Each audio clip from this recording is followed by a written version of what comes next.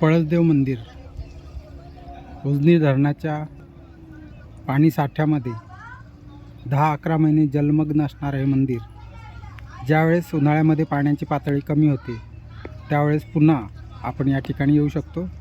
पुण्यापासून साधारणतः 120 किलोमीटर अंतरावर आहे. पळसदेव गावातून इथपर्यंत येता येतं.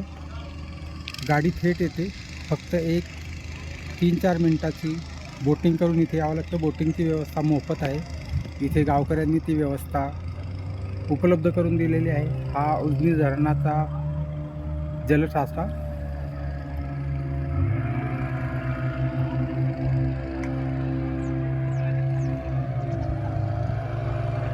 या मंदिरामध्ये शंकराची पिंड नाही आहे. इथून बहुतेक विस्थापित करण्यात आली आणि गावात नेण्यात आलेली आहे. तरी हा परिसर अतिशय सुंदर आणि प्राचीन आहे.